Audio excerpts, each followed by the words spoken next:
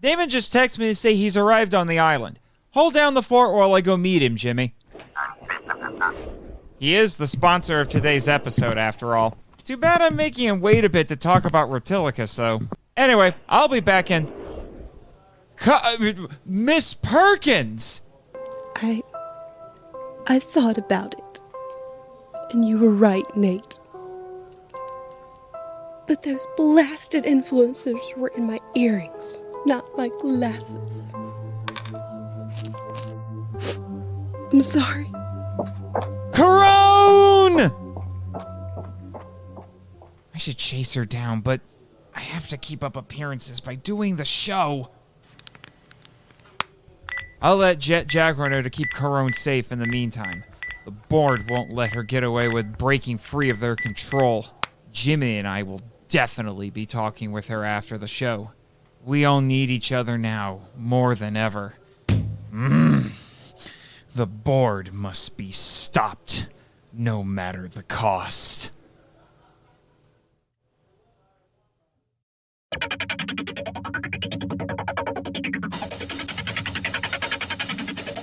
Live from the KIJU studios in beautiful Ogasawara, this is the Monster Island Film Vault, episode 49, The Magic Serpent, featuring Damon Noyes.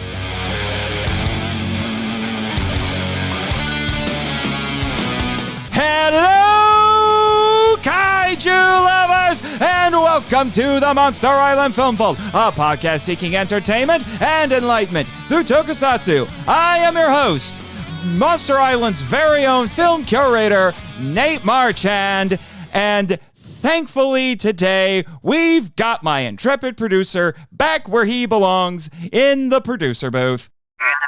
Yes, Jimmy, I missed you too. But we are joined today by a very special guest. In fact, this whole shebang today was his fault.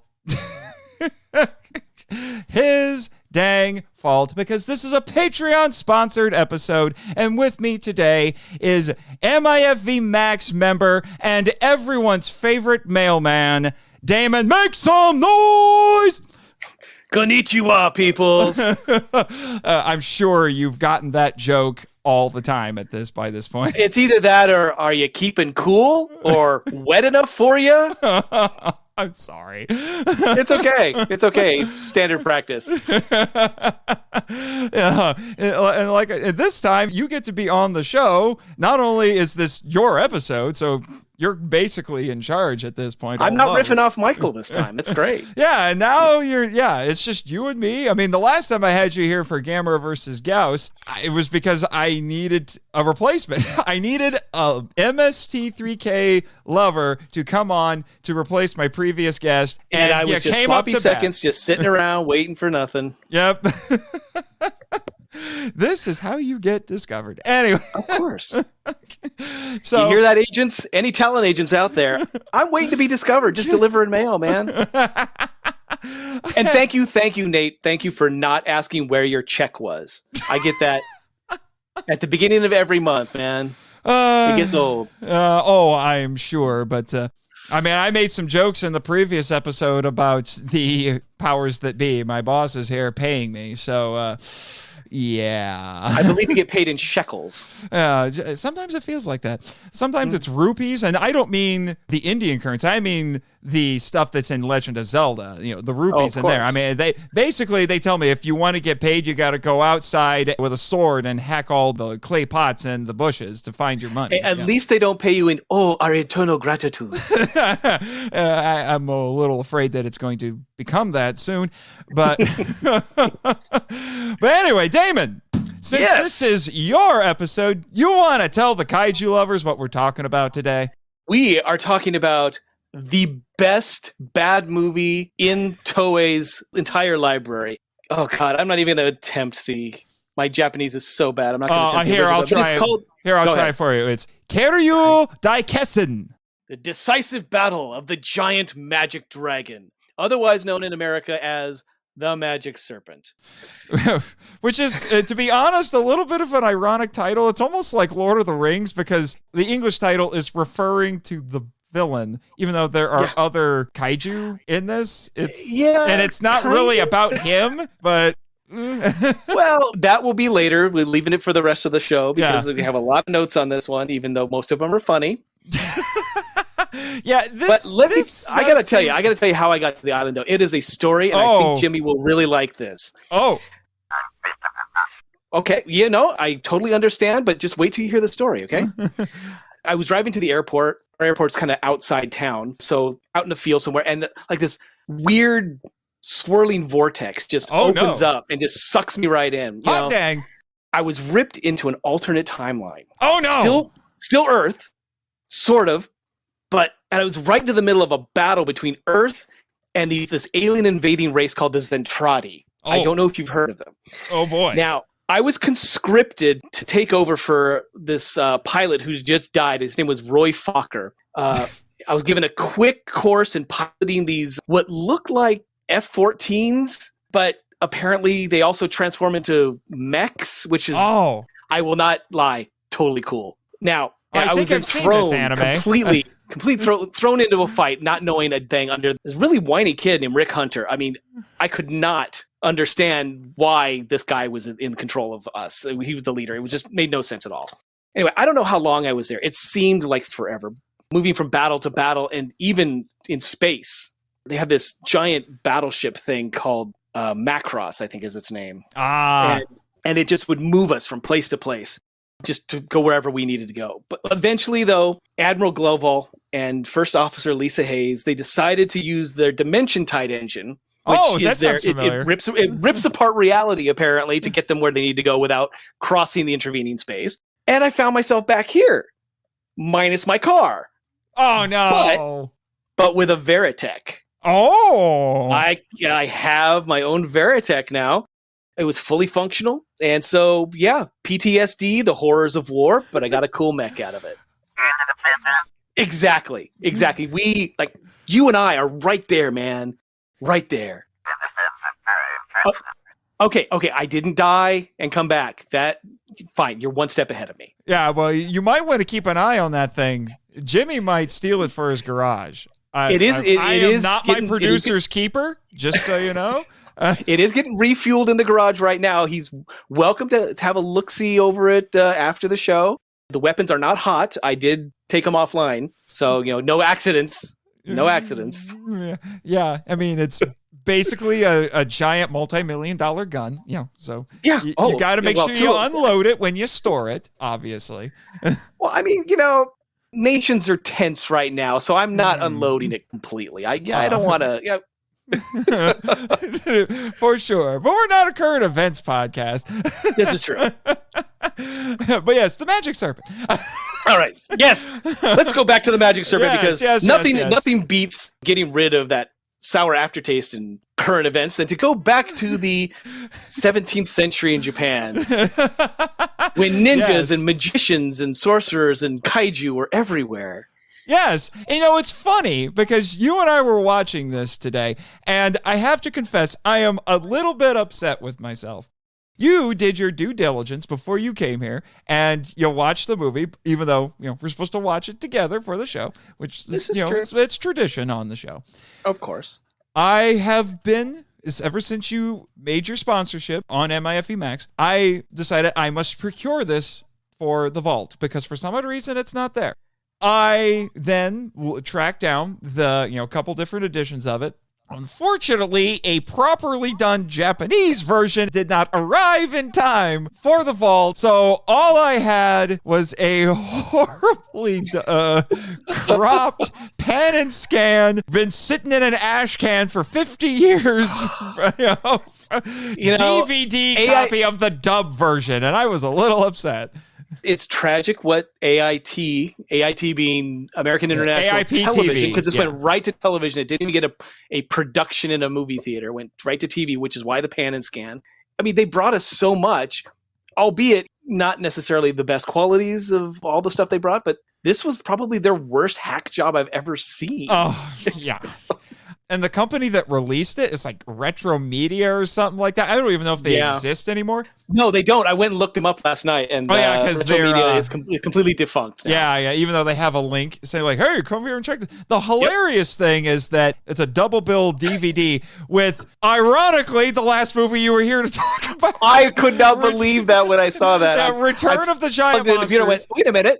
I know which one this is. Space Bat. Yes. Yes. Actually, no, that's later. No, that's not Space Bat, but Giant Vampire Sonic Bat. Yeah, there you go. Yes, for Return of the Giant Monsters, which is the dubbed version of Gamera versus Gauss. And the hilarious thing is, that's what they sell this disc on. Like, you see Gamera's on the cover, it says Return of the Giant Monsters, and then in tiny text below it says The Magic Serpent. And then you turn around and look at the back, it's got, it's a picture of Gamera and a picture of Gauss. And 80+% of the back cover copy is about Return of the Giant Monsters. And then the Magic Serpent gets 2 sentences and one little screenshot. And I'm just... And that tells you the love that AIT and everybody else does not have for this movie. And it's a crying shame because despite the poor quality of the transfer, despite the bad dubbing, despite the removal of the original monster sounds and the replacement by Showa Godzilla sounds. That is so bizarre. But anyway, we'll get into that.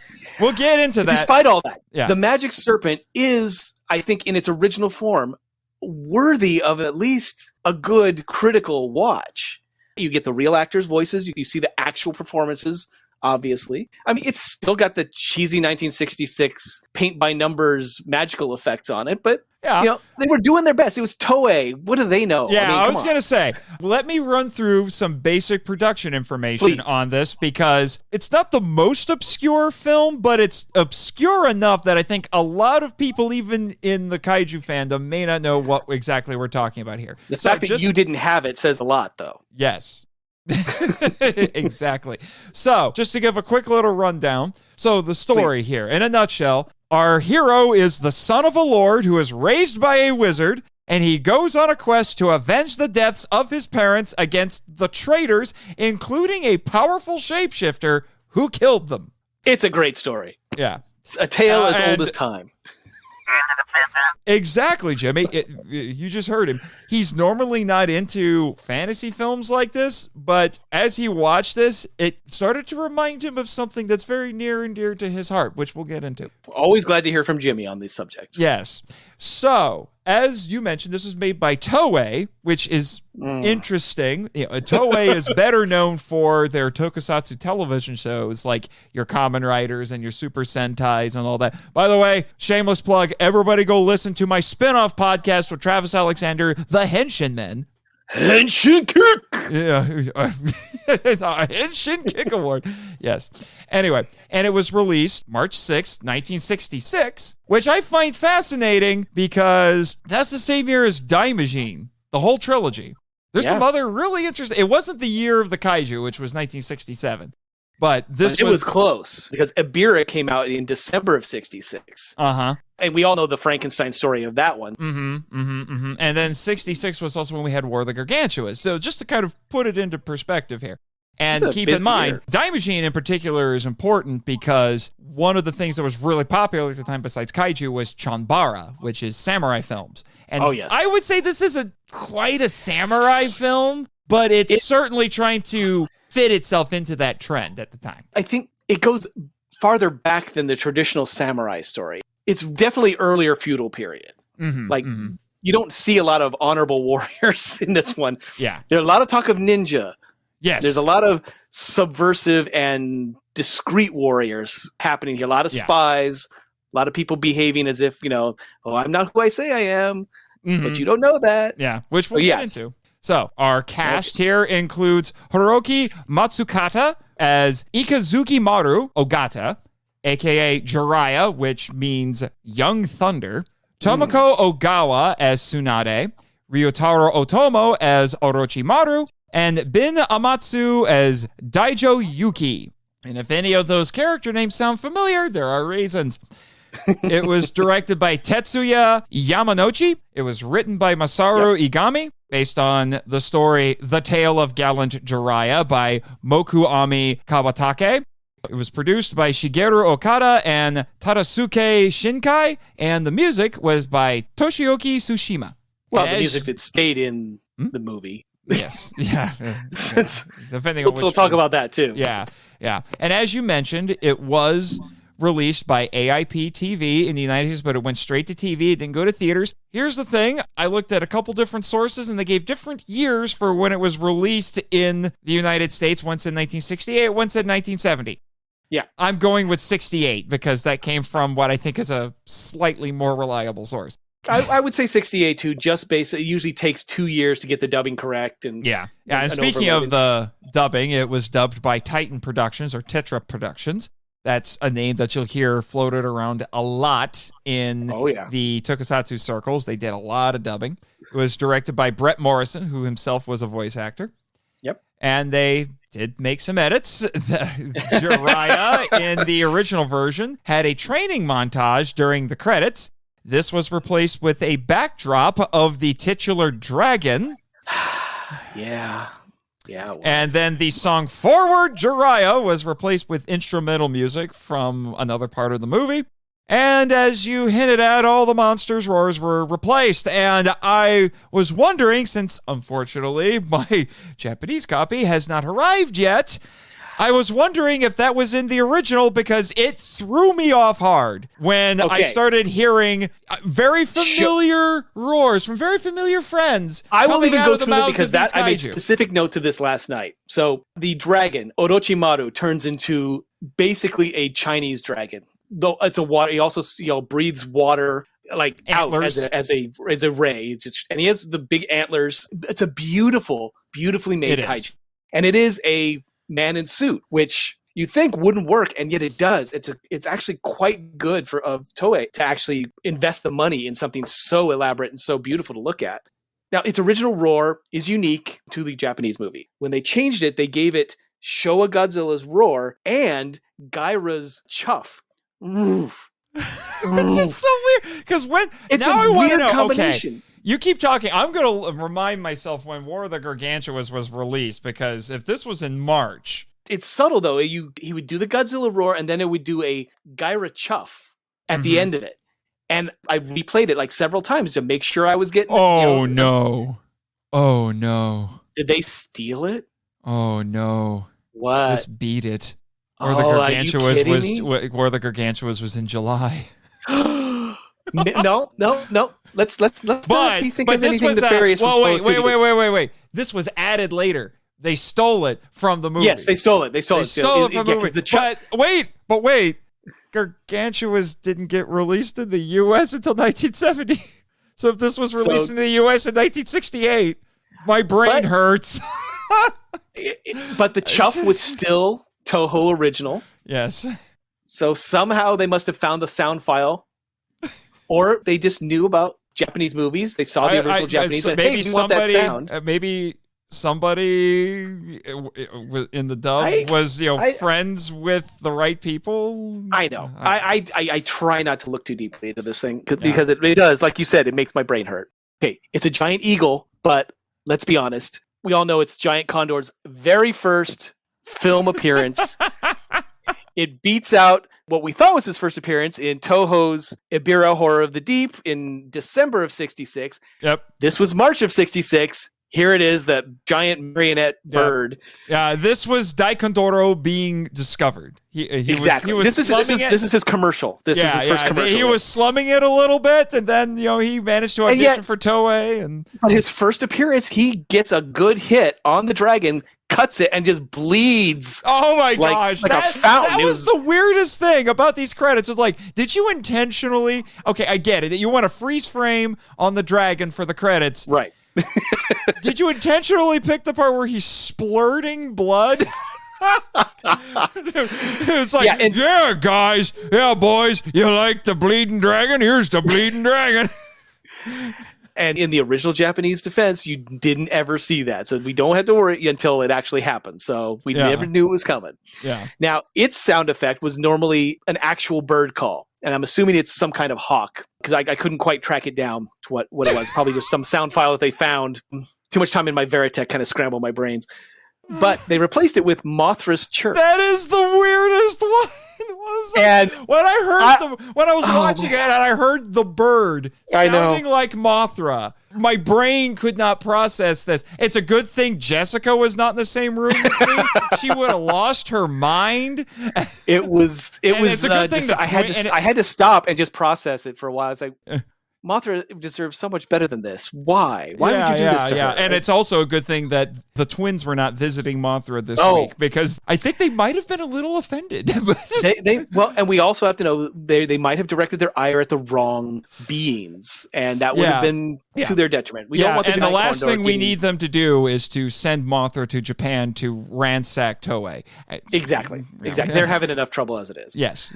The giant toad that Jiraiya turns into, our hero, for some reason, toads are birds now, because not birds, but I guess giant radiated pterodactyls, because it had Rodan's call, which again makes no sense. Amphibians and reptiles are not related that closely, unless it's Jurassic Park.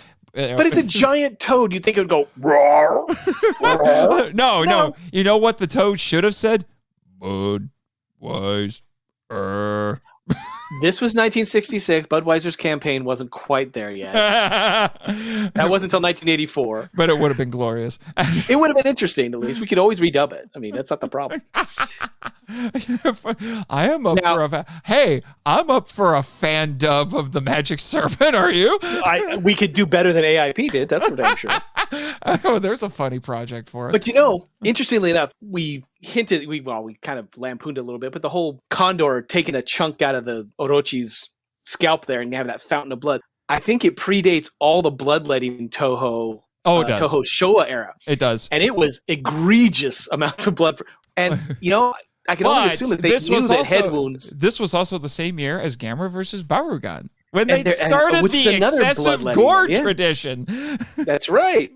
So this must have, everybody but Toho must have gotten on the bloodletting bandwagon early on. You can thank Tsuburaya for that. He didn't want to do it unless it was on TV.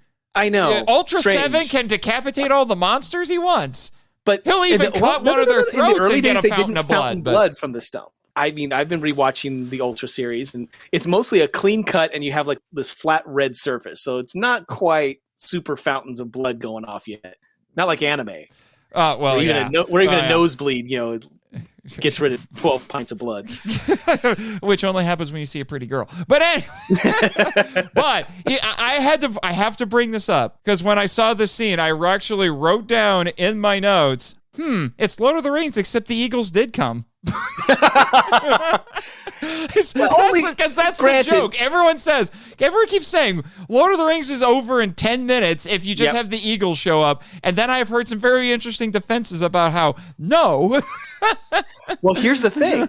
To take a side tangent for that, the reason why I watch a guy on TikTok who knows all the obscure Lord of the Rings facts, and he said that the reason why that would be a bad idea is the Lord of the Eagles would have taken the ring for himself, and being a proud leader would have fallen prey to the ring's influence. Yeah.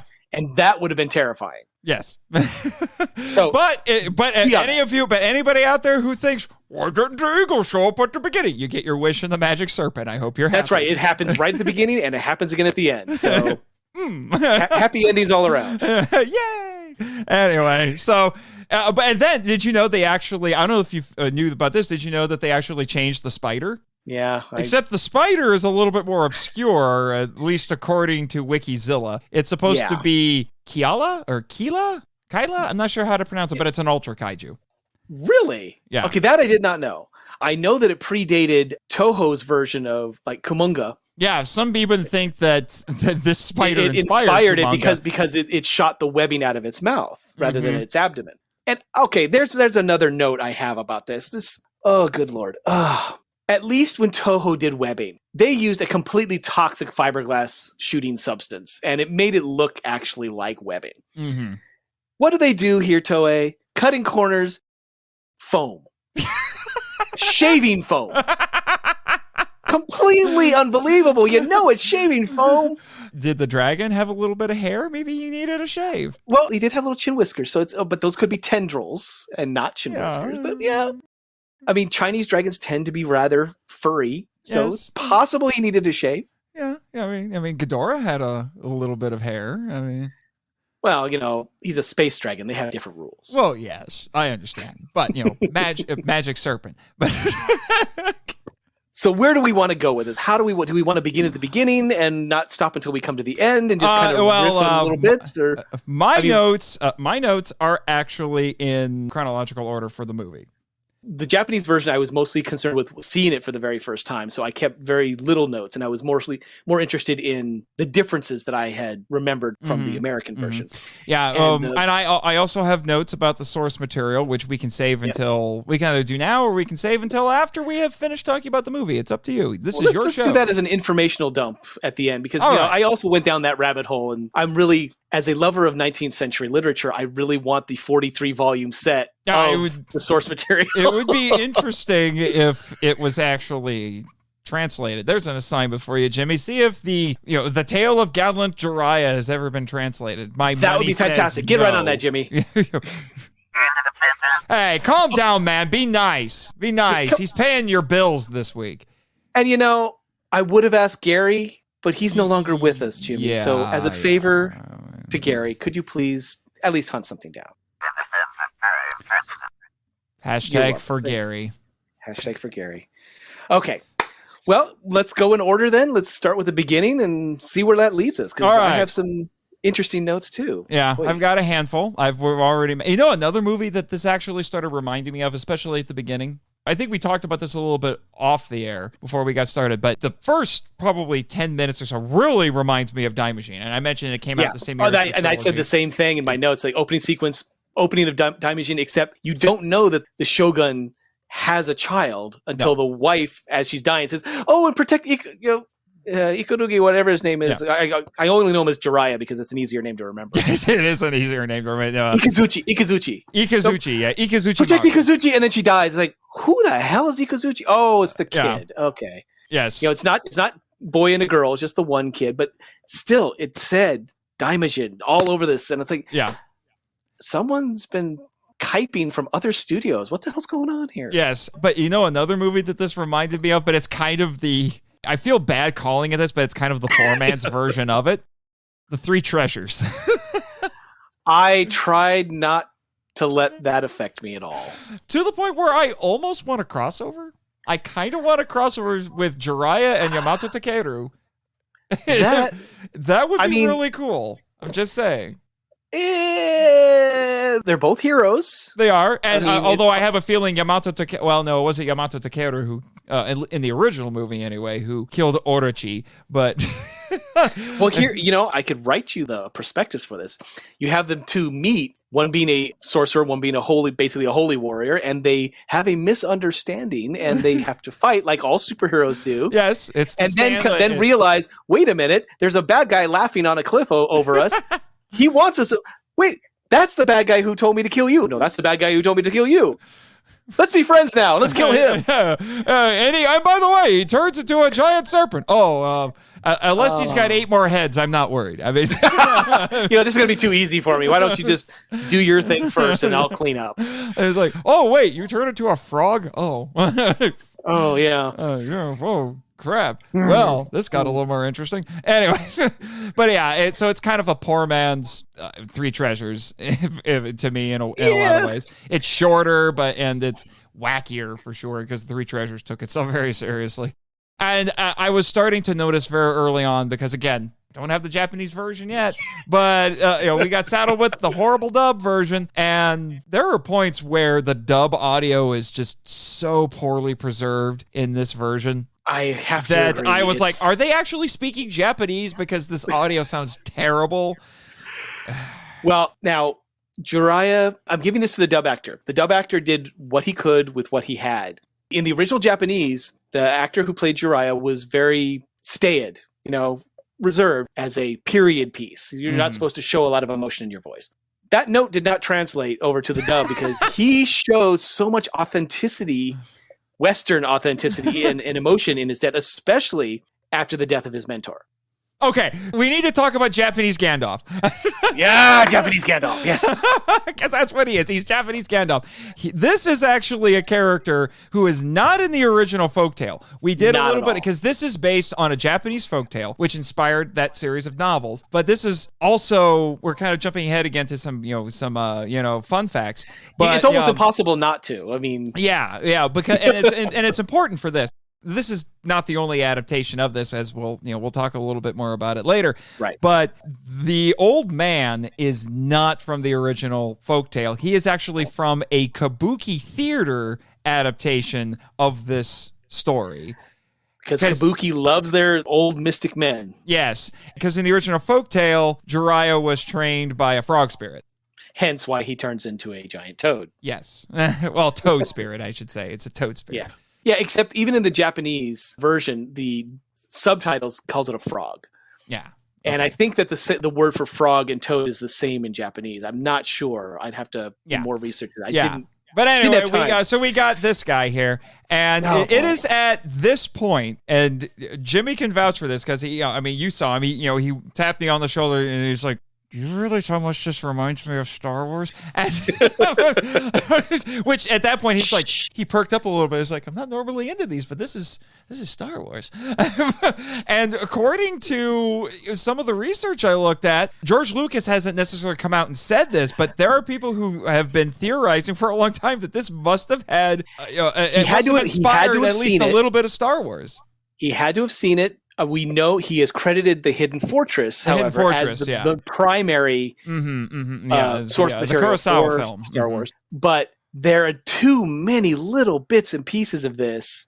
Yeah, just to rattle a few off just from memory, so you've got the young hero being trained by the old man, who's basically an old wizard and basically teaches him magic powers and things that look like the Force. And and then the mentor dies, spoiler warning, and then he's going off to fight this villain who doesn't turn out to be his father, but turns out to be his girlfriend's father. There you go. But that doesn't get revealed until halfway through the movie. And thankfully, his girlfriend is not his sister. Yeah. So there. That was a weird little bit there.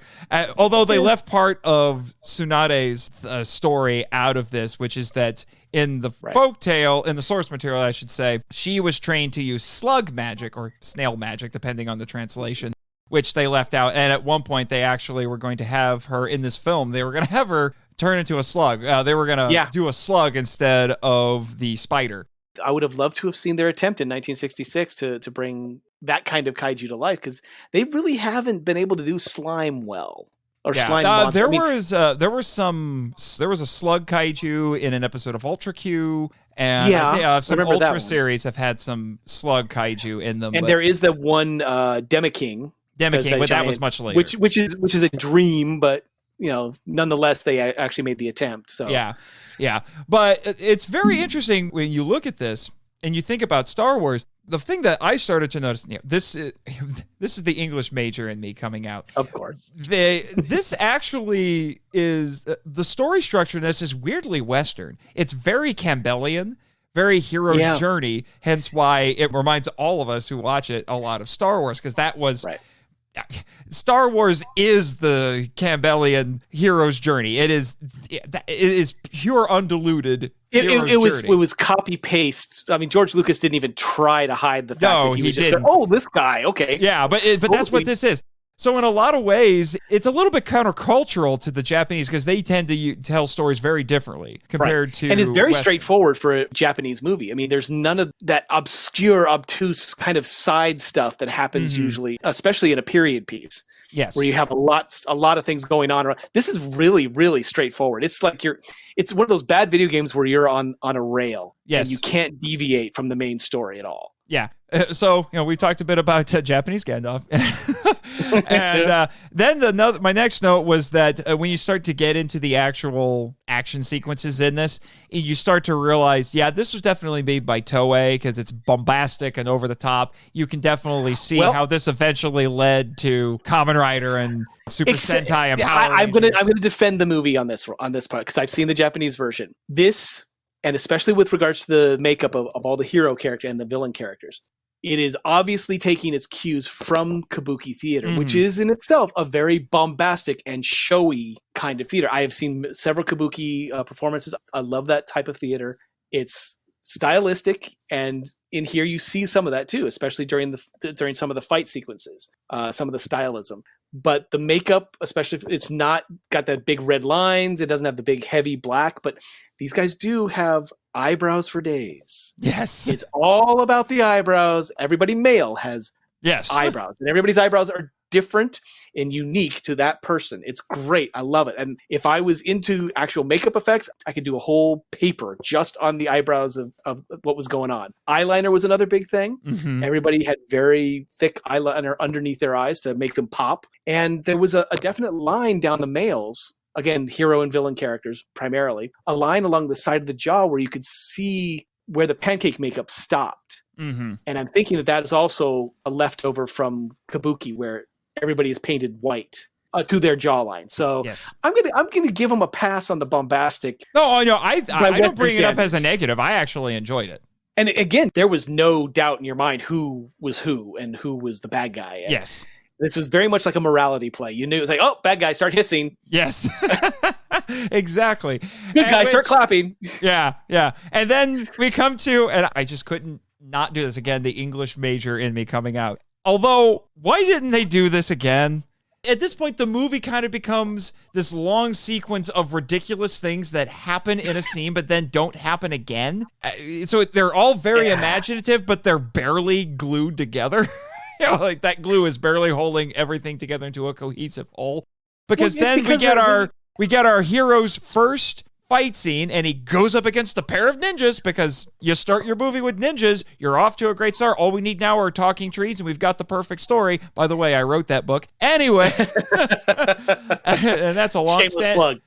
Shameless plug, and it's also an inside joke from back in my undergrad days that would take too long to explain. But our hero is apparently the Green Knight, because he gets his head chopped off, and the head keeps talking. Okay. He goes over, picks up the head, puts it back on, and he's okay. Well, no. Not even that. Not even that he picks it up. He motions with his hand and it floats over to him backwards. And then he has to do the twist. Yes. So a little bit of levity after this very intense ninja fight. Yes. And I will say this. It wasn't just two ninjas. There were all those swords that were coming out of the ground were ninjas buried in there, because the first thing he does is he stabs into the ground to keep them from coming up. Yep. So there were probably 6 all told. Yes.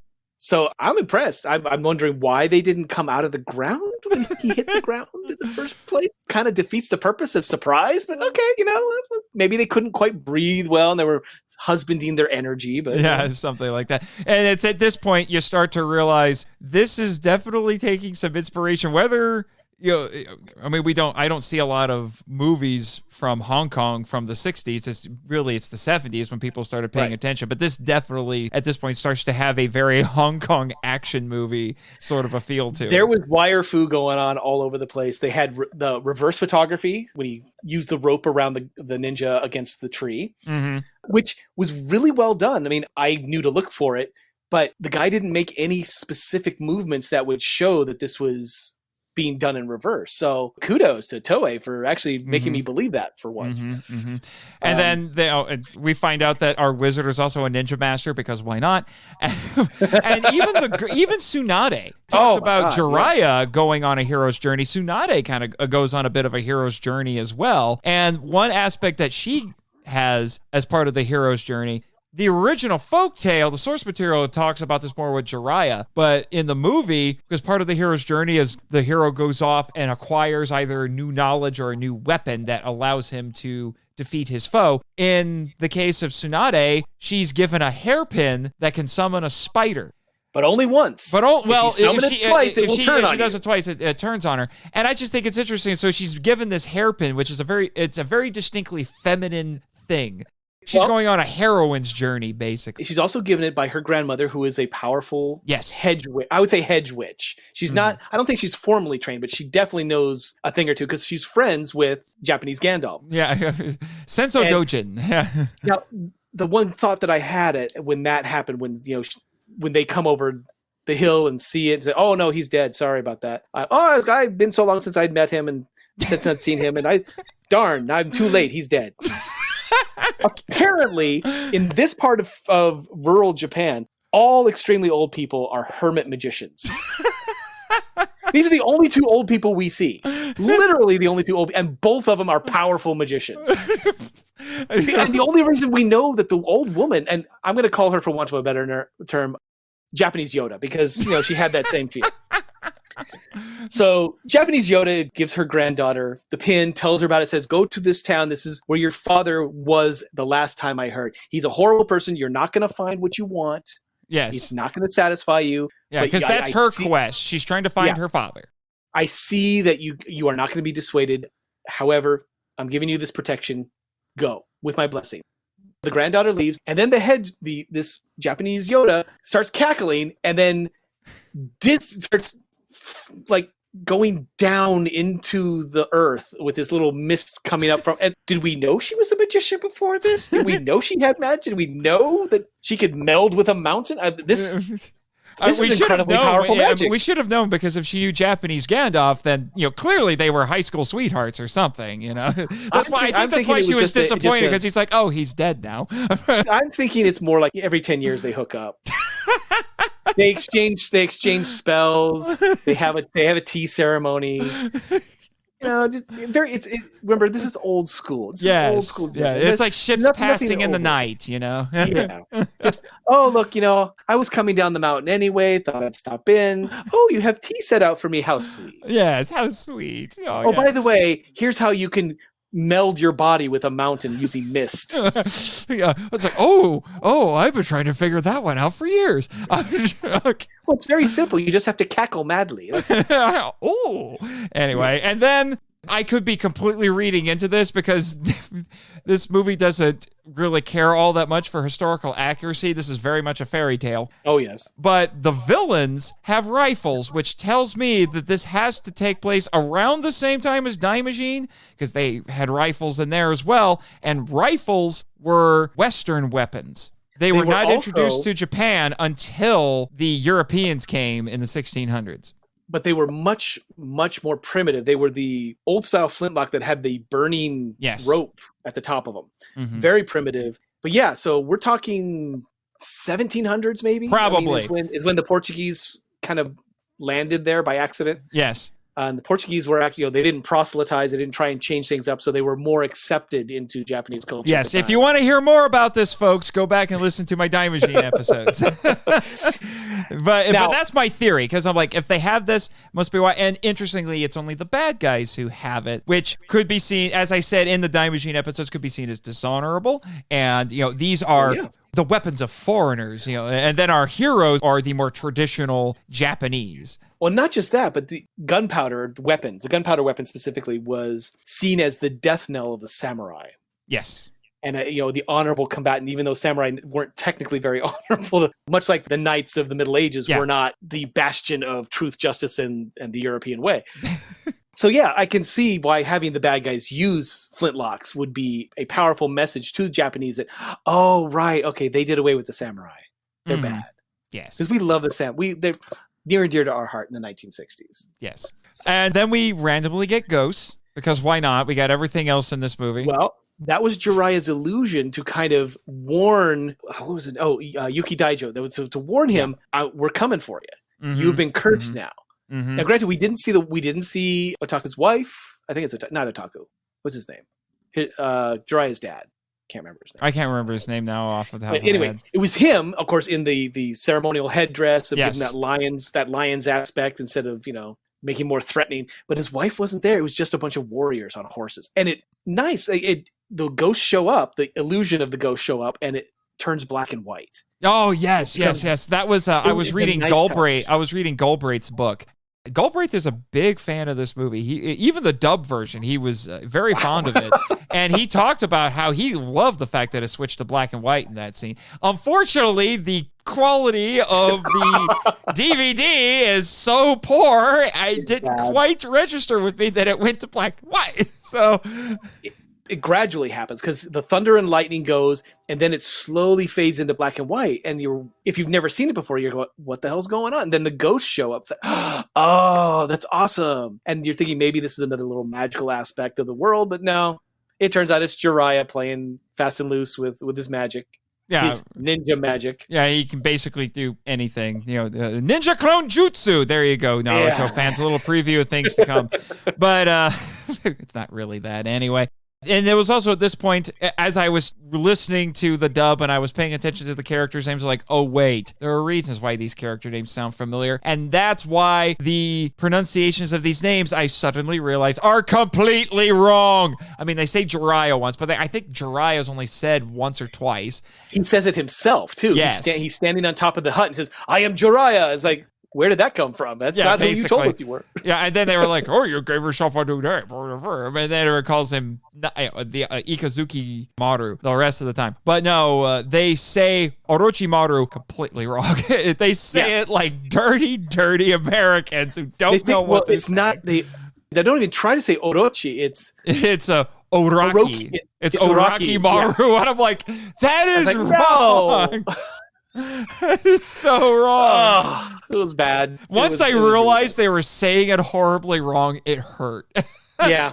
Every time, at least in the dub, when you finally acquire, well, I could talk to the post office. I do have some pull and see, getting it to you sooner, but you live on an island, so you got other issues there. Well, we'll send Jimmy's drones to go fetch it if need be. The post office really frowns on unmanned vehicles assaulting their postal workers. No, not assaulting. Just going to find the item and transport it. And then you're committing a federal crime. You're stealing from the U.S. mail. Oh, okay. See, okay, Jimmy, scratch the drones. And then we get to. I don't have a. Is he the Magic Kenny? Because we have a Kenny in this. We have a Kenny. It's Tsunade's brother. Or no, it's not her brother. No. It's the other character's brother. Yeah, because Jiraiya is walking to the town where he knows all the crap is going to go down. He's just an itinerant walking, and the wheel falls off a wagon. It's going to crush this kid, and he throws his sword or a stick. Was it a stick? I can't remember. And stops it from crushing the kid. And then he goes over to, oh, hey, I helped you out here. Do you need this wheel back on? He just lifts it with one arm, and they're all. I don't want to say it's an old man. He acts old, but he's not old. Yes. So I'm thinking he's a peasant who has just had a lot of hard years working the rice fields, or maybe turnip fields, because I think those are turnips in his radishes, and his daughter and young son. And to get through the gate, because unfortunately, apparently they have a picture of Jiraiya everywhere. Well, how they would know since he was last seen as a 6-year-old. The old man says, oh, no, this is my son-in-law. He's not very smart because I wanted a strong husband for my wife, but he's an idiot. and I got to tell you, Ikazuchi Jiraiya, he can take a beating to get this deception going. The father beats the crap out of him in front of these soldiers. The soldiers are like, oh, yeah, okay, maybe he's not the guy we think he is. And they walk away. And it's like, and the father will not stop. And the daughter finally has like, Dad, please stop hurting him. You're done. It's like, oh, I'm sorry. It's like, oh, I kind of lost myself there in a moment. It's just like, Dad, did you visit some very strange bars? Oh, it's the radish. It's the radish fumes that went to my head. Maybe. Oh. Yeah, but anyway, so he becomes a thing. Thankfully, he's not a Gamera Kenny. Oh, God, no. Oh, calm down, Jimmy. Okay, I get it. You're a Kenny, too. You're one of the Gamera kids.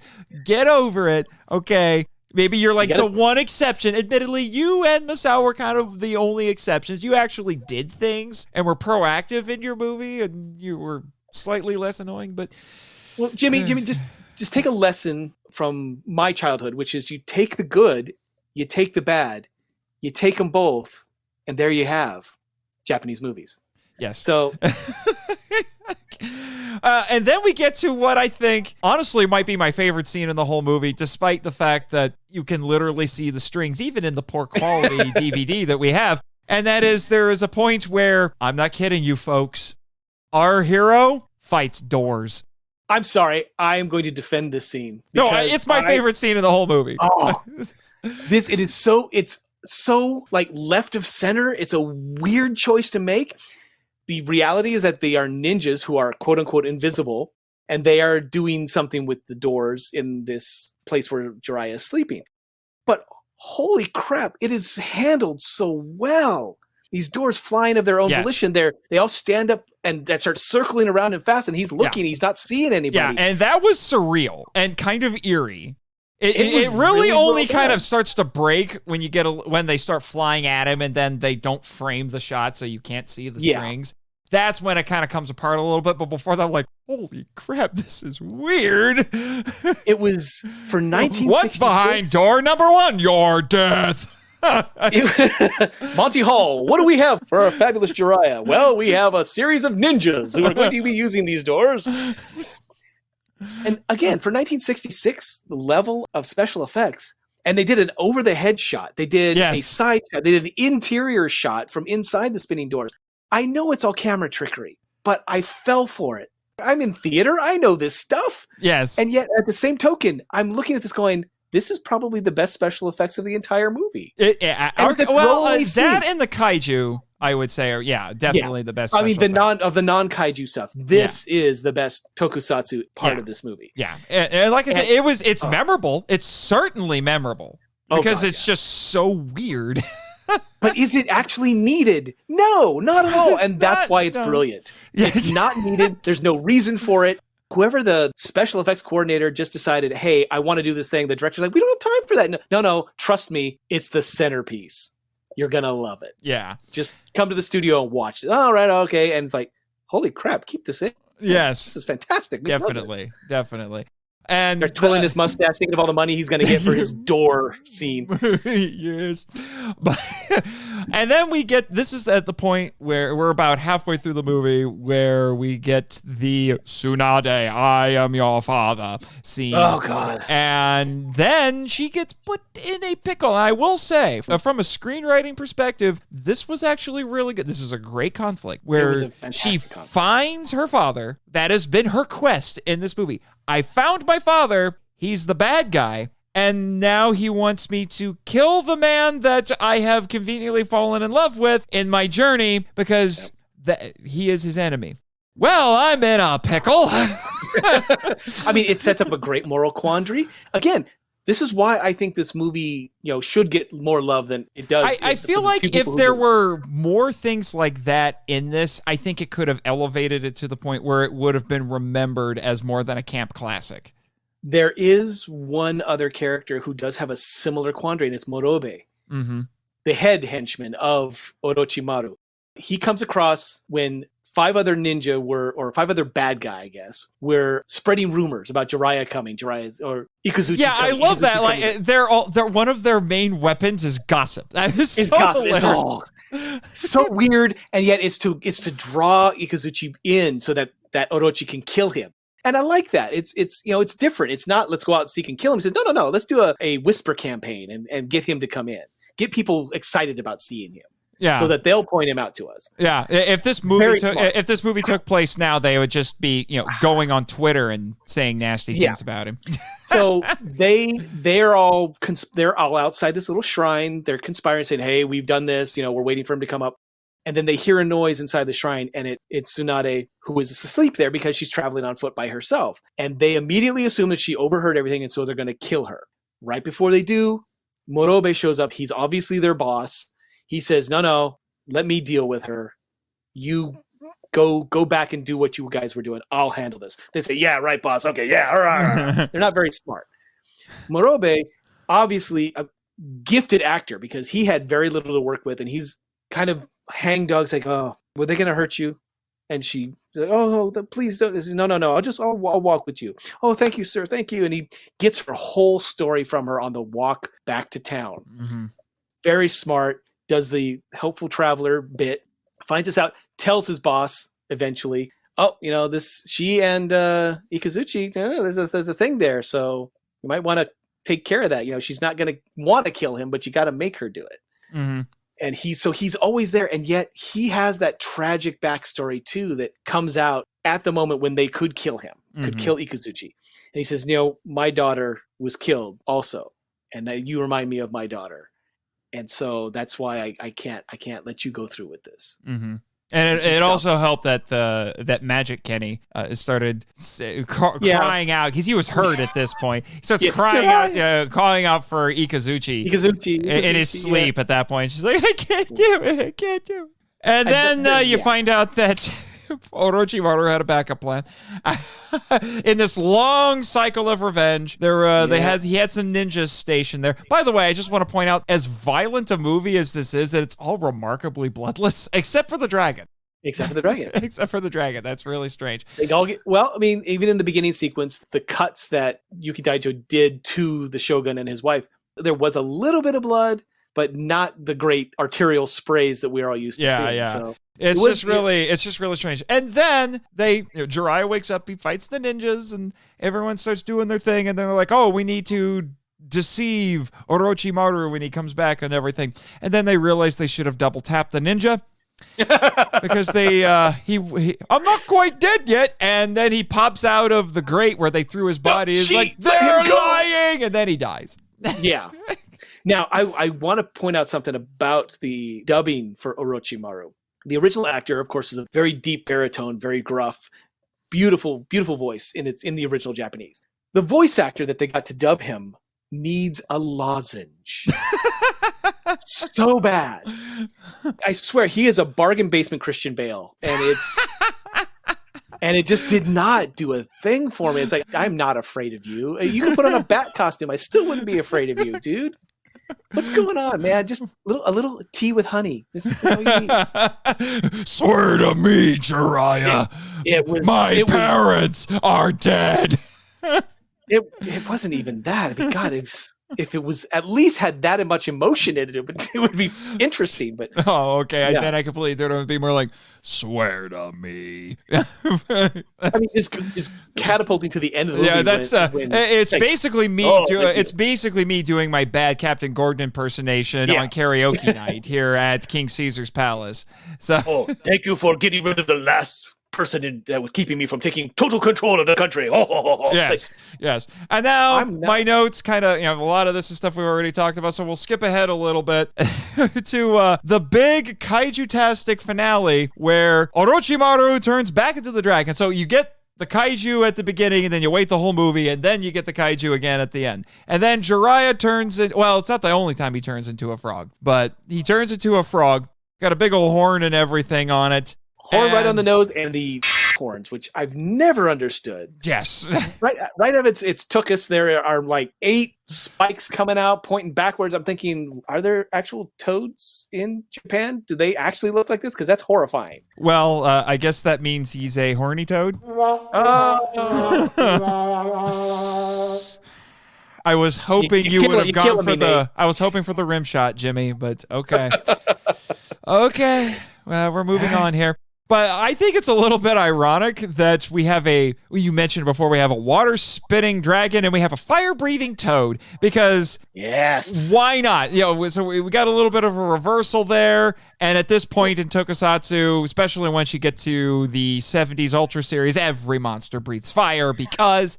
So I'm gonna defend now, and it's real fire. It's real stinking fire. It is real fire, but I have to do a little bit of defense for this fire breathing toad. You see, if it's a frog, it makes no sense that it's breathing fire, because frogs have moist skin. They live in the water. Toads, on the other hand, only go to the water to reproduce. They live in drier climates. Mm-hmm. So at one point in the Middle Ages, at least in Europe, they believed that toads were birthed from rocks after fire. Oh, because really? The toads would then come out of the ground after a fire had passed and seek water, because they would bury themselves, put a mucus sheath around themselves, and ride out the fire. And so they thought that that's how toads were created, how they were spontaneously generated from rocks. So, yeah, Jimmy, he did do his homework. Yeah. So I'm going to give him a pass. It's still weird. I mean, they're associated with the fire. They are a fire sign in some European mythologies. So I'll give them a little bit of a pass on that one. Again, perhaps another bit of potentially Western influence on this. Yeah, I mean, I don't know the director well enough to know if he studied in Western film schools, but it's looking more and more likely that he might have at least been influenced by Western filmmaking. Yeah, but since we're on the subject of the kaiju, what'd you think of these kaiju in terms of design, implementation, all that? I have to say, Toei is no Tsuburaya. Some would argue it's not even quite Daiei, but I might disagree with that a little bit. Okay, I'll talk about Orochi, the dragon, first. Again, it's a man in a suit. It is full tokusatsu. They have the head on a string, keeping mostly where it's supposed to be looking. And the connections between the different pieces of the costume are actually quite well hidden. Mm-hmm. The tail isn't seen as much, except in the long shots where it's distance and then they have that tail wrapping around buildings and whatnot. But all in all, it's reminiscent of Manda. Sorry. Excuse me, forget the pronunciation. But it's definitely more influenced by the Chinese dragons. Yes. It's definitely more elaborate. It has the antlers that they're supposed to have. It has the tendrils around the mouth. The mouth is definitely the muzzle is much more elongated. Mm-hmm. I don't have a complaint. I've always liked the look of this dragon. I've thought that they put a lot of money into building this particular dragon. The toad, on the other hand. Well, one thing I want to say about the dragon, really quick, it reminds me of those like Chinese New Year parade looking dragons, but in a good way. It doesn't look fake or paper mache, or like it's made of paper mache, but it's very brightly colored and elaborate. And it doesn't have googly eyes. So. And it's got googly eyes. And so it moves around a little bit like that because it seems like it's always moving. Yes. It's always kind of moving and gyrating. It's also filmed at half speed, so it's not you're not getting the quick Ultraman jerkiness. So it makes sense that when it moves, the head would move slowly in kind of an elliptical pattern. Yes. Now, the toad, unfortunately, suffers from trap jaw syndrome that a lot of kaiju from this time period have. The mouth is simply like a puppet. It just flops open in the Japanese version, giving this little croaky roar. And it very clear. Now, admittedly, it's hidden better than I was expecting it, but there's clearly a nozzle. Yes. For the fire. And yet there's not a specific head for the flamethrower. It is that suit. Now, I will give the paint job, however, on the frog toad is actually quite good. It's very subtle. It's very bright. Like leopard pattern. Mm-hmm. And it's got the kind of bumpy toad-like back, which I thought was handled really well. It didn't look random. It looked like what a toad would look like, except for the 8 spines coming out of its butt. Again, I didn't have a problem with the suit itself, other than like I said, the trap jaw, the inexplicable Baragon horn on the front of its face, and that'll make Travis Alexander very happy. Justice for Baragon, you know. Well, I'm sorry, but there is no justice for Jiraiya Toad. I'm sorry, Jiraiya Toad. That sounds Jiraiya Toad. That sounds like the name of a character in something waiting to happen. Now, even before the fight, when Jiraiya Toad shows up and the toad does its destruction of the castle before Orochi Dragon shows up, I have to say, whoever was on special effects kept the miniatures to a minimum. They said the castle is our miniature set piece. Yes. And boy, did they put their time in it. This is a very solid piece of miniature work. Oh, it is. And it's elaborate and it's beautiful and it's clearly they took a huge chunk of the budget and they threw it at this. And I have no complaints because when that toad slams down on a roof, there is that moment where you think, is he climbing on top of it? No, there it goes. It almost doesn't crumble. And I'm thinking, yes, that's how it should be. Show that the craftsmanship of these little pitiful humans next to a kaiju is still good enough to almost hold this thing up. Yes. It was so well done. And then when the kaiju fight each other, when Orochi Dragon and Jiraiya Toad actually start tussling, they're bumping into buildings and they're knocking over rock retaining walls. It all has weight. It doesn't feel like styrofoam or particle board. It feels like it's actual stone, like it's actual wood or tile. And I don't know if they took some hints or stole some notes from Tsuburaya, but they did a great job. And it's another centerpiece action part of the movie. And again, the best part of this is the kaiju best part. Yes. Of the movie. And I'm giving it also to the miniatures because the miniatures are without that giant castle, it would fall apart. It would be an object of ridicule. And I don't think it is in this point. I think it's really well handled. And then there's the spider. Let's not.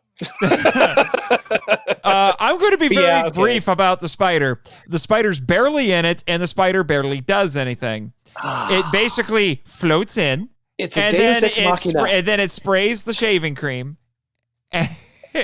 And that's the extent of what it does. So I'm like, oh, so this is the spider we've been waiting the whole movie to see, and it can Spider Ex fly, Machina. and all of this stuff. And yeah. Well, okay. here's even more. Okay, yeah, it basically it puts out the wall. It keeps the dragon occupied while Jiraiya unburies itself. Yeah, and by the way, the scene where where Tsunade summons this thing is this really dramatic moment where she's pulling out the hairpin and she's all like, she looks at it, praying. She's like, I have to summon it right now. Oh, please don't turn on me and help and help Jiraiya. And then she throws it and the spider comes. So it's like this big dramatic moment, and then. It's a puppet on a string, and it's not even an articulate puppet. It does not. The legs don't move. It just floats down, hits a building, kind of makes a 3/4 turn, and then starts spitting out shaving cream. And again, this is a horrible sequence. Poor Orochi Dragon gets covered in shaving cream, which distracts him from pummeling Jiraiya Toad. And then Jiraiya Toad unburies himself and says, "Oh, you're covered in shaving cream? I hear that's flammable." Spits fire at him, and boom! A big explosion with fireworks. And then the spider is completely forgotten about. Goes away. Yep. By the way, none of these kaiju are on the island because, one is Jiraiya, so we're not going to mess with that. One's Orochi, definitely not messing with that. And if we summon the spider again, it's going to be unpleasant. Plus, we don't need to give Kumanga any competition. You do have Giant Condor. Yes, we do have Daikondoru. Yes, because he's the star. He's in the beginning and the end. Yes, because we get him again here. Although we do have to occasionally fend off some poachers who want him for some sort of wings restaurant or something because they saw him he got torched in the movie, so they're like, we could use him to make chicken wings. So like, no, you can't. Well, I gotta say, speaking of food, I gotta say I really enjoyed Yeti noodles. Yeti noodles. Mm-hmm. I want to thank whoever cued me in. It might be Gary. Gary might have cued me in. Rest in peace, Gary. Justice for Gary. But yeah, Yeti noodles, perfect. I could see them adding a little condor sauce, maybe. I could see that. Definitely. But you know what else we get? We don't just get a kaiju fight. That's not enough for this finale because it's like, I'm the magic serpent. I'm made by the guys who are going to bring you Kamen Rider and Power Rangers. You're going to get a sword fight, too. So they're fighting each other as kaiju. They blow up, and then they go back to human form and have a sword fight on the beach.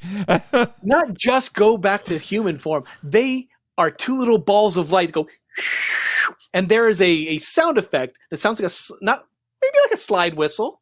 Maybe it's a slide whistle. And they hit the beach, and boom, suddenly there's Jiraiya and Orochi on the beach. Both doing heroic poses about maybe 10 yards apart. Yep. And then we get the traditional samurai movie, almost cliche, honestly, where they draw the sword, run at each other, and see who falls down first. That sort of a thing.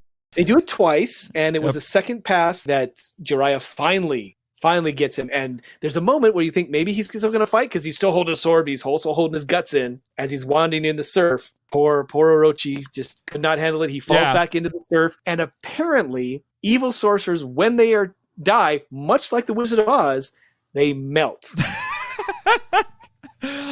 Because he sinks beneath the water. You would know. You basically got transported to wherever you went, Oz style. So yeah, I'm trying not to think about it because the PTSD stuff. It was a harrowing trip. Yeah, you and Jimmy can exchange notes. So yeah, we're gonna have a long discussion after this. I got to show him the Veritech. So yeah, but So we had all of that craziness. Yep, he melts. And then we get the most head-scratching of lines, unless I completely misheard it in the dub. And please tell me if the subtitles are better. But somebody tells Jiraiya, "You didn't kill him." And I wrote, "He seems pretty dead to me." I think in the Japanese sub, it's more, why didn't you finish him off? Why did you just let him die? Okay. and of course, it's by Magic Kenny. And Magic Kenny, is a little bloodthirsty, apparently. That's a common trait of Kenny's. And I wonder if something's going on in Japan during the 1960s where all their kids are looking for blood. Yeah. Anyway, Yeah. I only have a few more notes, and I got to get this in because before Yuki Daijo is killed, he has been told that Ikuzuchi's dead. Mm-hmm. And so he decides to throw a party, and suddenly we get a break from the movie, and let's have dancing girls with anachronistic musical accompaniment. Yeah, I noticed that. It's like that. This music doesn't sound period. Even in the Japanese version, it's that anachronistic music. Like, okay, that's somewhat electric. That's not right. That's not right at all. I mean, and they're carrying tambourines, and you don't hear the sound of the tambourines. There's something wrong here. And as nuts as this movie is, it's not quite a Knight's Tale where you establish early on this is the kind of movie that you're in. It's not that. It was keeping fairly faithful to the idea that this is feudal Japan or the later feudal Japan. But no, I was not there. I was there for maybe the dance scene. If they had continued it, it's a very short sequence, maybe less than a minute. And it was the music just threw it off. It's like, oh, no. But then it cuts to Yuki Daijo sitting there drunk with a girl on one arm before Tsunade is brought in. I think it's Tsunade. No, it's not Tsunade. It's the sister. Yeah, it's the sister. It's the sister, who is obviously not there for this drunk guy. But he says one of my favorite lines. It is my favorite line of the entire movie. And this is the dub only. This is the dub only of my favorite line. He says, "Sing, because Yuki Daijo is happy." And the voice actor put everything into this line. This was his soul. This was his raison d'etre, his reason for being. Drunk and happy, and he wants to hear singing. And really, that's what we all just want. We just want to be happy and drunk and just watch the pretty girls dance. We don't want and sing anybody and sing. Well, he didn't want to sing. He wanted to hear singing. So he just wanted. If it had been modern time, he would have turned on his iPod and be jamming out. I was like, all right, having some kombucha, maybe listen to some J-pop. Yeah, sure, why not? Maybe no, he's a rebel. K-pop. Oh yeah. He prefers K-pop idols. Of course. I mean, he likes anachronistic music. He might as well go on the other side. Yep. Yeah. And then the Eagles awkwardly return because you can't really see them. That's kind of weird. But even though we saw them before, so I guess they blew the budget. Anyway, I just got a few quick fun facts and such here. Sure, let's hear your fun facts. And I have to say this, or else Elijah from Kaiju Conversation is going to get mad at me because he went on record on the air saying that I had to bring this up. The giant toad and the giant dragon suits were reused by Toei because that's what all these tokusatsu producers did. They reused everything. Of course. For the 1967 TV show, tokusatsu TV show, Mass Ninja Akakage. Oh, and yes, the toad was a monster of the week, but they took the nose horn off. But they kept the butt spikes? I guess, because that's the only thing it said. It's like they took the nose horn off, but that's it. This reminds me of how disrespectful Tsuburaya was to Baragon, the original Baragon. He abused that poor suit. That poor suit with so many different monsters on Ultraman. Hey, Baragon's got a lot of range, I gotta say. I mean... It's when they rip off his head and put a completely different head on top of it 3 times. Poor Baragon. Justice for Baragon. But then, did you know that this movie actually got remade? Are you kidding me? Very loosely. When? I got 1970. It was a Taiwanese martial arts fantasy film called Young Flying Hero. And it also has a giant toad and a dragon. I'm wondering if the Jiraiya folktale is somewhat universul down there in Southeast Asia. I mean, I guess they're thinking, hey, you keep making stuff based on Monkey King, so we get Jiraiya. This is true. They're just a mutually steely society when it comes to intellectual property. But yeah. And none of it is copyrighted. Yes, technically public domain. So yeah. And then I've got some notes that I'm going to go through. Think of this as basically a mini toku topic because I was trying to figure what could I do some academic research on because that's what this show does. And then I realized, oh, wait, Jiraiya, that's a folktale. Let's look that up. So, as I mentioned, the tale of Galen Jiraiya is the inspiration for this. Tells the story of a toad riding, and I guess also toad transforming hero. We mentioned the novel series. It was also a kabuki drama. It's also been adapted into video games and comics. Most notably, Naruto. There are several characters in Naruto inspired by characters from this folktale. Weirdly enough, they're the only characters in Naruto that were inspired by other things. Because Tsunade, Orochimaru, and Jiraiya are all in it. Inexplicably. Justice for Morobe, because I'm sorry, he was a standout character for me too. I really enjoyed that bit part that he had, but whatever, Yeah. And interestingly, you mentioned the novel series. Did you know that one of the illustrators for that novel series was woodblock artist Kunisada, who's absolutely very famous in when Japan. I went down my rabbit hole, that's what I went looking for. It's like, oh my God. Like a mastered. Oof. Yep. It's fantastic. I love that stuff. And I'm so going to hunt that down. I gotta see if they've been translated, because now I have Journey to the West. So yes, I gotta get this just one. it's actually, there's probably a lot. It probably has a lot in common with Journey to the West. Now, speaking of Journey to the West, actually, it's not directly related, but but apparently the character of Jiraiya may have been inspired by another story. Here's a quotation from one of my sources. Quote, "The character of Jiraiya is said to have been modeled after that of Prince Mitsuji in the play Genji Moyo Furisode Hinagata. See Chapter 5 of Prince Genji, in which the same actor, Ichikawa Danjoro VIII, had scored a big hit the preceding year." Interesting. End quote, by the way. Yeah. It was also made, did you know this, was made into a 1921 silent film called Jiraiya the Brave. Yeah. And you can watch it subtitled on YouTube. I did not know that. I will send you the link. I'm going. I'm heading there. I will send you the tomorrow link. Night. Yep. And here's another Toku connection with Jiraiya for you. A character named Jiraiya appears in Ninja Sentai Kaku Ranger. I'm sure Michael Hamilton from Kaiju Weekly will tell us all about it. And he summons a giant mecha toad. And you listeners may know Kaku Ranger better as Season 3 of Mighty Morphin Power Rangers. My thought is that Jiraiya's folktales is, I can't even think what, maybe the Tales of Hercules or something for them, for the Japanese, that it's just so endemic, so part of their cultural identity. Him and Yamato Takeru. Yeah, that it just gets out and it shows itself, because they don't even know they might not even know they're doing it. They just boom, hey, and then they get some cultural person, someone in a tweed suit. It's like, oh, that has shadings of Jiraiya, the Jiraiya legend, and the director's like, I didn't plan on that. What are you talking about? Oh, yeah. Oh, yeah. Actually, okay. and then here's the note I was thinking of. So, I talked about that one possible inspiration for Jiraiya, and here's another one, and this one is Chinese. Here's this for you. Here's a quotation for you. Quote, "Yet the inspiration for Jiraiya has its origins in old legend in Song-era China. This bandit, whose real name is unknown, was a heroic bandit whose deeds were similar to Robin Hood. The only reason he was called Zilai Yi was because he'd leave those characters in graffiti at places he robbed. Those characters translate to, I was here." Oh, no. So I guess it's a little bit like Zorro. It's Kilroy. Yeah. He's Kilroy from 1940s.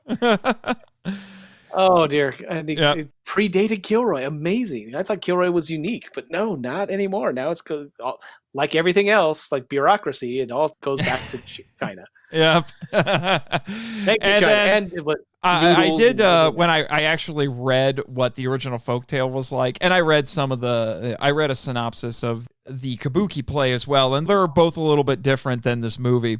But some of the notable differences I noticed from the original folktale that are not in this movie was one part that they left out is Tsunade and Jiraiya, in order to defeat Orochimaru, they have to go get a sword called the Nakirimaru, which means wave-cutting sword. Yes. And also, there is a point where Jiraiya fights Orochimaru, is defeated because he is poisoned by Orochimaru's venom, and there is only one cure for it. The blood of a virgin born in the year of the snake. Of course. So then they have to go find a maiden who makes a nice little sacrifice so that they can save Jiraiya and he can go defeat Orochimaru. Left that part out of the movie. I wonder why. They're like, what are you talking about? We have bloodless violence in this movie. We can't have the blood of virgins in this. Monty, let's see what's behind door number 3. No virgins. Okay. But you have to fight the door. That's a fair cop. So there you go. That's basically all my notes, unless you've got something. I have only one other thing. It's from the beginning. Actually, a couple other things. Then again, this part is only in the dub. When Ikuzuchi, before he becomes Jiraiya, he's running through the forest. It's right after he had that talk where he and his mentor were having that little battle on the foothills.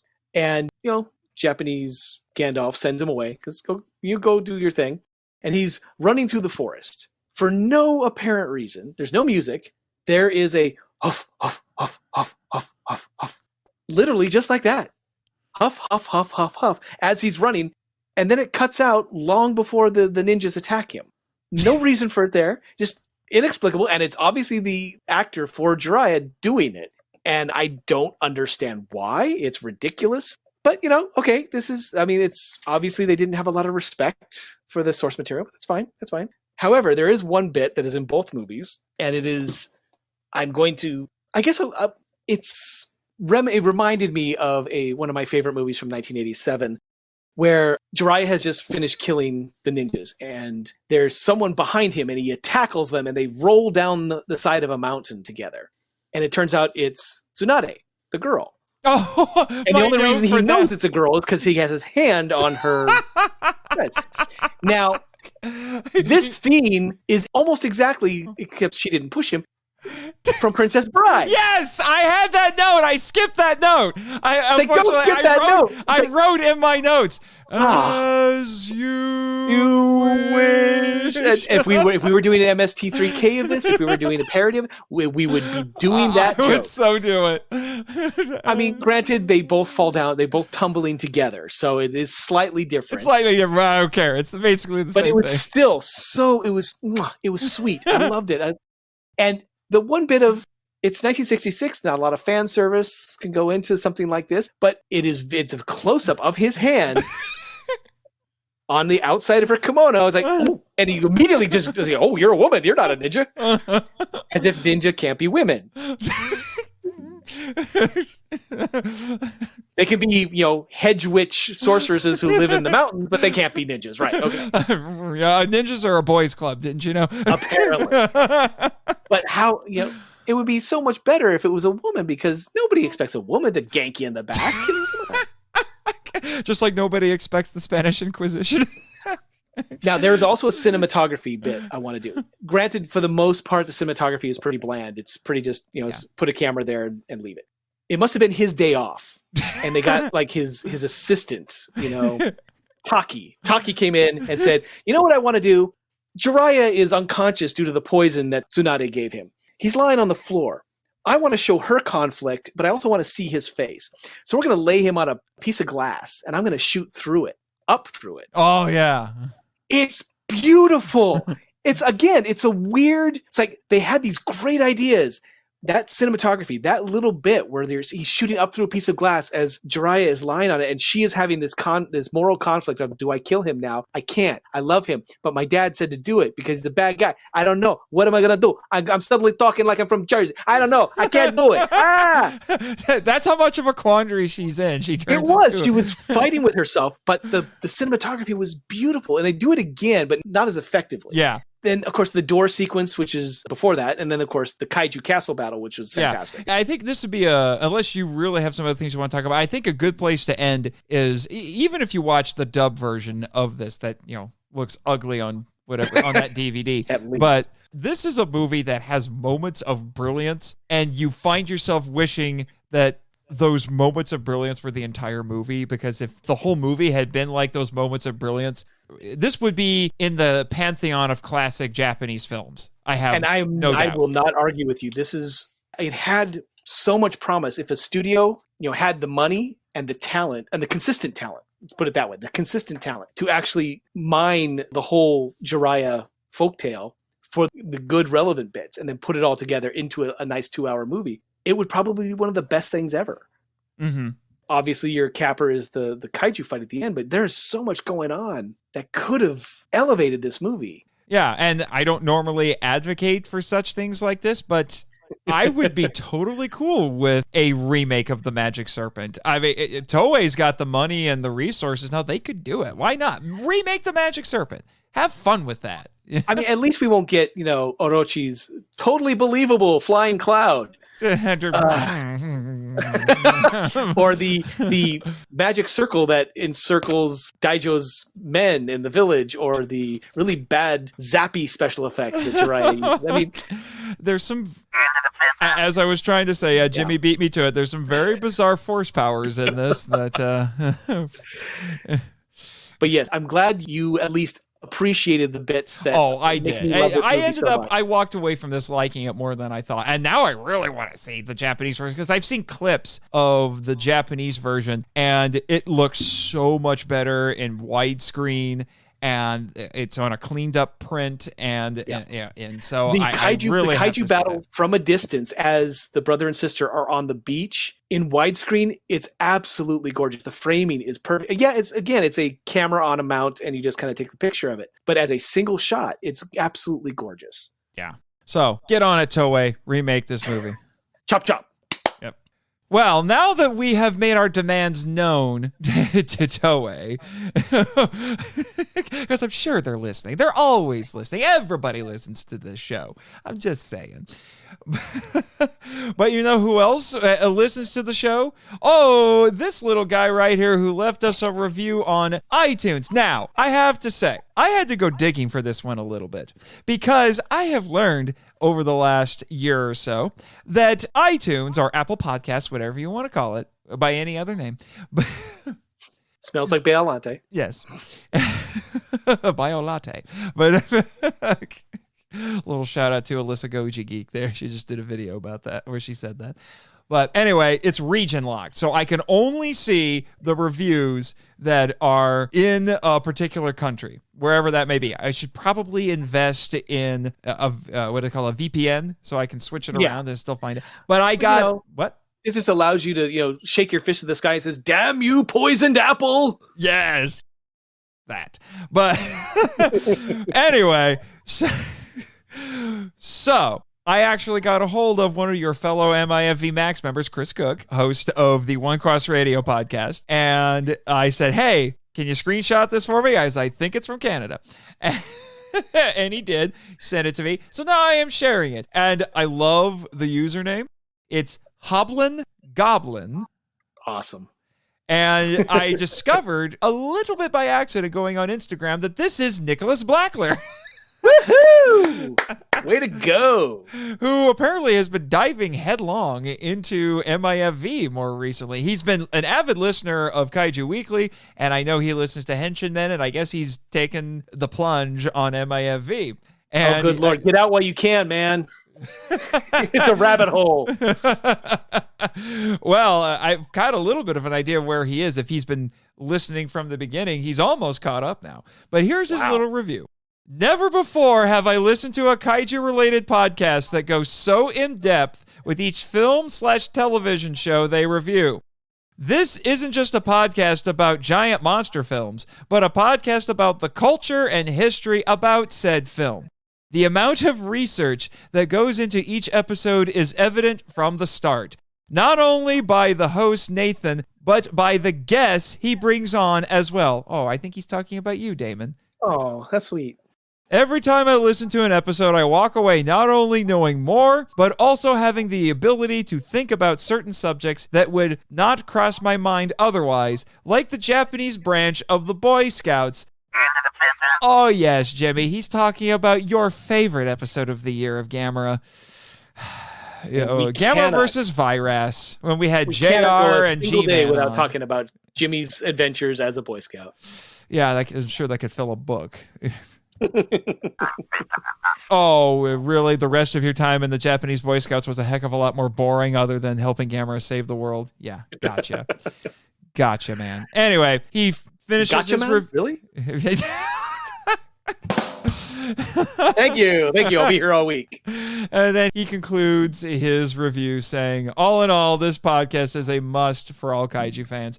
Thank you so much, Nick. I really appreciate that. I've said it online, and I'll say it here again. Reviews like this and feedback, so please I'm going to say it again. If you don't hear it in the credits, because I don't know if everyone listens to the credits, but send us feedback. Feedback and reviews are not only a way that you can have your voice heard on the podcast, at least a little bit, but it's the lifeblood of podcasters, especially podcasters at my level, because we need to know that people are listening and they are appreciating it. And, because it's a lot of hard work. And hey, listeners, just so you know, I am just a listener. I happened to stumble upon this podcast after listening to Kaiju Weekly and Gargantua Cast and all the others, and I started interacting, and now I'm here as a guest host. And granted, I had to pay for the privilege, but that's beside the point, Well, you didn't the first time, so that's true. The first time I was just kind of thrown in the mix and seemed to handle myself pretty well.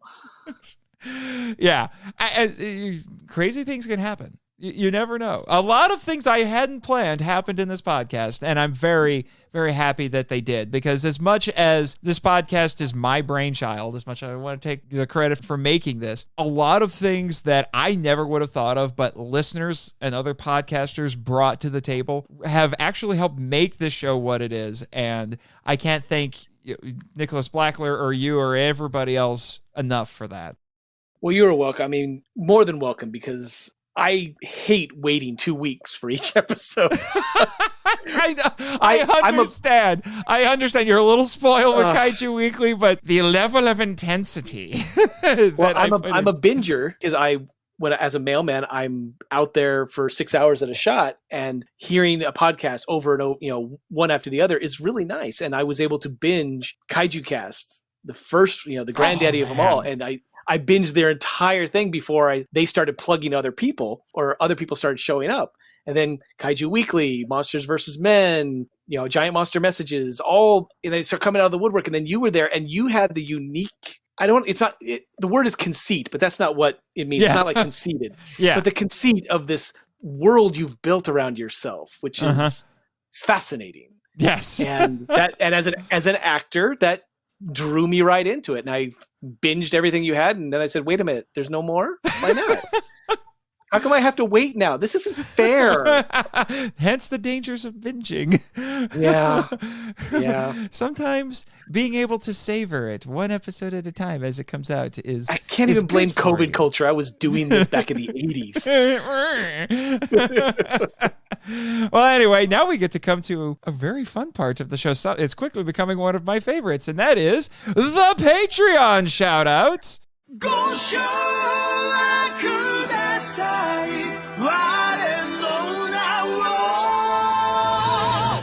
Travis Alexander, Michael Hamilton, Danny DiManna, Eli Harris, Chris Cooke, Bex from Redeemed Otaku, Damon Noyes, the Cel Cast, Elijah Thomas, TofuFury.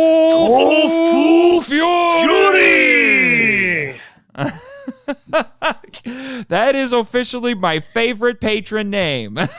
That's awesome. So invigorating to say. I don't know. Danny DiManna always gets your juices rolling too. Oh, the wonderful alliteration. Yeah. Yeah. Alliteration is always wonderful. Yes, always. And now with that out of the way, it's time to start previewing. What was that again, Jimmy?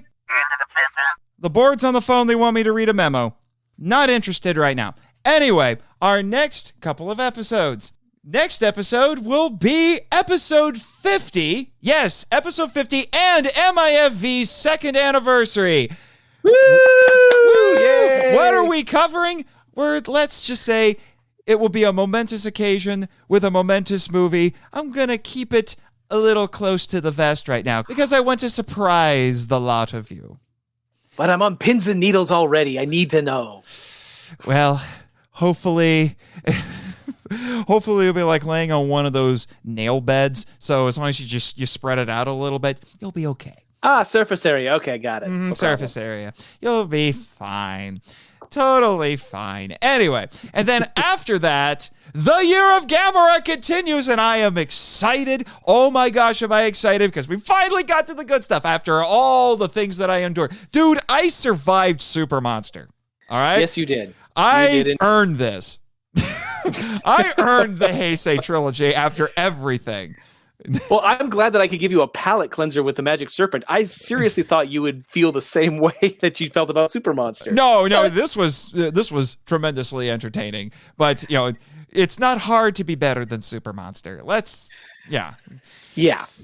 But anyway, and Guardian of the Universe, and just I'm so pumped. I am so pumped, and hopefully I will be getting as many of the original tourists back as I can, because I want to see them go through this journey of watching the Heisei trilogy, because none of them have seen them before, and they had very low opinion of the Showa series. Oh yeah, well, we had fun with those. We tried anyway, but so I kind of want to see how they react to it, and I don't want to hype it too much. I've been saying I don't want to hype it too much. But, these are still some of the best in the entire genre. But anyway, moving on. So, yes, Gamera 2, Attack of Legion. I prefer the title Advent of Legion, but Attack of Legion is what it's normally marketed under. So we'll go with that. Whatever. I have opinions about the title. Yeah, I can tell. Yes. Please tell us more. Yeah, save it for the show. Anyway, so that's what we have going on for that. And now, no episode of MIFV will be complete without... Again, Jimmy? They're still on the phone and still insisting... I'm not interested, okay? I just don't... Just no. And now, no episode of MIFV would be complete, as I was trying to say, without shameless self-promotion. Do you have anything for us, Damon? Well, apart from my puppet work with the YouTube series All Things Z, which seems to be on hiatus now for a while since the director-writer star is overextending himself into several venues. In fact, he had me come in and do extra work on a music video, which he is currently working on, which will be released whenever. Yes, the movie I did last year, Maxi, written and directed by Jarrett Bryant, has been making the circuit of independent film festivals for the last 9 months, is set to premiere in our hometown, Eugene, Springfield in Oregon, on Tuesday the 14th, which I will, of course, be attending because I'm not going to pass up the chance to be seen. As you shouldn't. I've never been to a movie premiere where I was actually in the premiere. So this is kind of a big deal for me. My wife, unfortunately, was in a car accident, I'm is suffering from a concussion. So she doesn't have the stay with it power to just go with me, unfortunately. So I'll be going solo, but I don't see that as a bad thing, really. I mean, I'm already going to be kind of nervous, and it'll be fun. We'll see what happens. Yeah. Other than that, yeah, nothing much else right now. I'm trying to find other acting work and not doing too good. Theaters are back to being closed, so. Oh, at least in your area? Yeah, well, a live theater, not. Oh, okay. I see what you mean. I was going to say because the theater here, the Denim, is still open. Yeah, the movie theaters are open, and we still have to go see Shang-Chi. But with her concussion, she can't sit for that long and try and focus on a movie. So probably it'll end up waiting until it comes on to HBO Max. So yeah. Shang-Chi, that will be on Disney Plus. Oh, that's right, crap speckle. That means I'm going to have to pay for another service. Yay! Or you can just go buy it on DVD, something like that. This is true. Yeah. Anyway. Jimmy, fine. I'm sure this, like all of the board's other announcements, is really important, and everyone should hear it. Oh, no. You know what? Try to be a little optimistic, Nate. I mean, it's not like the board is filled with supervillains bent on world domination. I mean, they're just your average garden variety greedy capitalists. Then they give capitalists a bad name. And this is coming from another capitalist. But anyway. All right, Jimmy. Send it to my laptop. To mitigate the spread of rumors and maintain full transparency with our guests and volunteers, the Monster Island Board of Directors would like to provide an update to the ongoing investigation into the accident that occurred a few weeks ago in which a member of our staff was unfortunately eaten by a rogue Gauss. The name.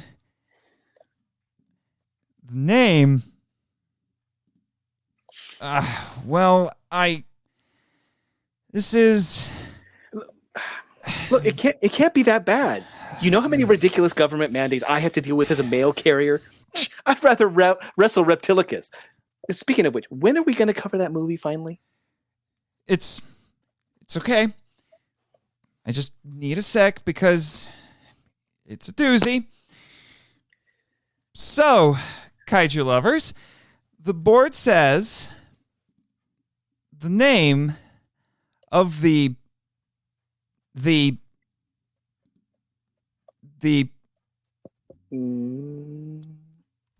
Screw this! I'm done reading their propaganda. You want to know the truth about the board, listeners? Well, get ready for a special brand of MIFV enlightenment our Orwellian overlords have.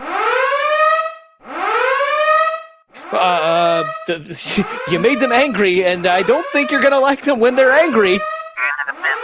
Contract violations be...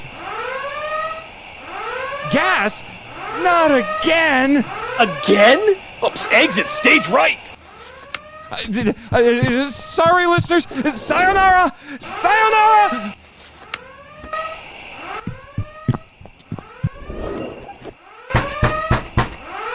Jimmy, open the door! 9, 8, Jimmy, Damon, 7, forget about me. 6, Get out of here before it 5, launches. Go! 4, 3, 2, 1.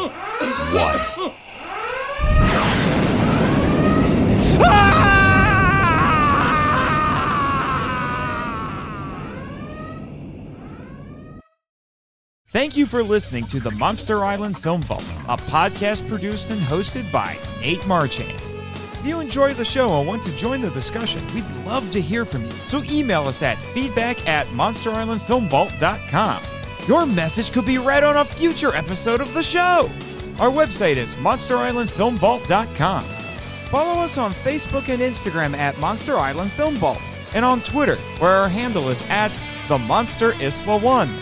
You can also follow Jimmy from NASA on Twitter at NASA Jimmy, and the Monster Island Board of Directors at Monster Isla BOD. I have fulfilled my contractual obligations! And be sure to subscribe to us on YouTube, Spotify, and Twitch. The podcast logo was created by Tyler Souls from TylerDrawsComics.com. Our theme song is Wanderer on the Offensive, live edit by B33J, Sarax, Juan Madrano, and Nonsensical Lexus, which is a remix of Counterattack, Battle with the Colossus, and The Open Way, Battle with the Colossus by Kowatani from the video game Shadow of the Colossus. All film and audio clips belong to their respective copyright holders, and no infringement is intended or implied. Please rate and review us on Apple Podcasts and or Podchaser to spread the word about the show. You can also support us by joining MIFV MAX on Patreon. The Monster Island Film Vault is a Moonlighting Ninjas Media production. Sayonara!